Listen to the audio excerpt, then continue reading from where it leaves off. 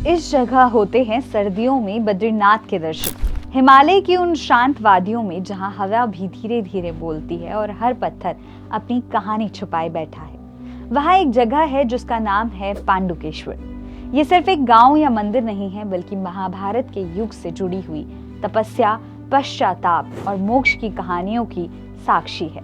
यहाँ इतिहास और आस्था अलग अलग नहीं, बल्कि एक दूसरे में घुले हुए हैं। अलकनंदा नदी के किनारे बसा पांडुकेश्वर वही भूमि है जहां पांडव अपने पिता राजा पांडु के लिए आए थे और जहां से एक आध्यात्मिक परंपरा ने जन्म लिया जो आज तक जिंदा है। पांडुकेश्वर उत्तराखंड के चमोली जिले में लगभग 1829 मीटर की ऊंचाई पर स्थित है। माना जाता है कि अपने वनवास के दौरान पांडव यहाँ पहुंचे थे ताकि अपने पिता राजा पांडु का श्राद्ध और तर्पण कर सकें। ये वही जगह है जहां अर्जुन ने कठोर तपस्या की थी और अपनी भक्ति से भगवान इंद्र को प्रसन्न किया था। इसी तपस्या के फल स्वरूप अर्जुन को दिव्य अस्त्र शस्त्र मिले जो बाद में कुरुक्षेत्र युद्ध में धर्म की रक्षा के काम आए।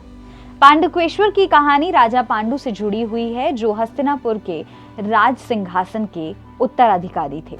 महाभारत के अनुसार एक दिन शिकार के दौरान राजा पांडु ने अनजाने में एक ऋषि का वध कर दिया जो उस समय मृग रूप में थे।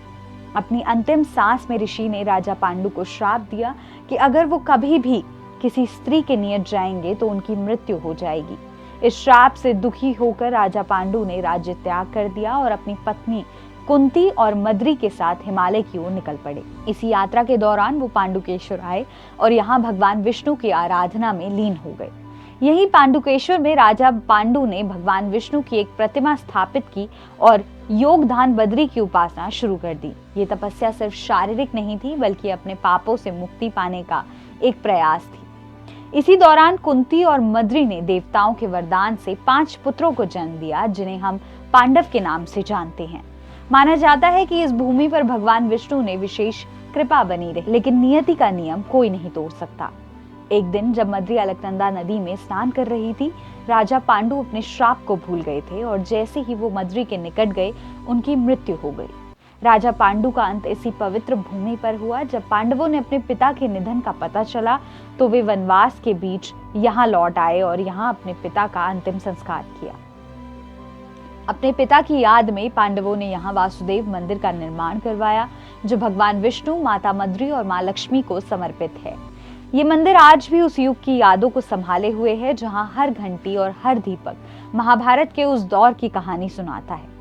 पांडुकेश्वर का एक और महत्वपूर्ण स्थान है योगदान बद्री मंदिर जो सप्त बद्री में से एक है। यहाँ भगवान विष्णु ध्यान मुद्रा में विराजमान है। माना जाता है कि जब सर्दियों में बद्रीनाथ धाम के कपाट बंद हो जाते हैं तब भगवान विष्णु की पूजा यहीं योगदान बद्री में होती है। इसी दौरान देववर नाम के एक विशेष पर्व मनाया जाता है जिसमें मूर्तियों को यहाँ लाया जाता है और पूरी घाटी भक्ति और उत्सव से भरी जाती है। देववार के दिन पांडुकेश्वर का माहौल बिल्कुल बदल जाता है। मंदिर के घंटे, लोकगीत, ढोल दमाऊ, दीपों की रोशनी और पूरा क्षेत्र जीवित हो उठता है। ऐसा लगता है कि जैसे पांडवों की यादें और उनकी तपस्या फिर से जिंदा हो गई है। आज भी स्थानीय लोग मानते हैं कि पांडुकेश्वर की मिट्टी में पांडवों की तपस्या का आशीर्वाद बसा हुआ है। अलकनंदा नदी की हर लहर राजा पांडु के पश्चाताप और मोक्ष की कहानी सुनाती है। यहाँ आने वाला यात्री सिर्फ दर्शन नहीं करता बल्कि अपने मन के बोझ को हल्का करता है। अब पांडुकेश्वर की कहानी हमें ये सिखाती है कि चाहे पाप कितना भी बड़ा क्यों न हो, सच्चा पश्चाताप और भक्ति मनुष्य को शुद्ध कर सकती है। राजा पांडु की कहानी सिर्फ एक राजा की नहीं बल्कि हर उस इंसान की है जो अपनी गलतियों से सीखकर मोक्ष की राह ढूंढता है। शायद इसीलिए हिमालय की ये भूमि आज भी पांडुकेश्वर के नाम से जानी जाती है जहां इतिहास, आस्था और शांति एक साथ सांस लेते हैं।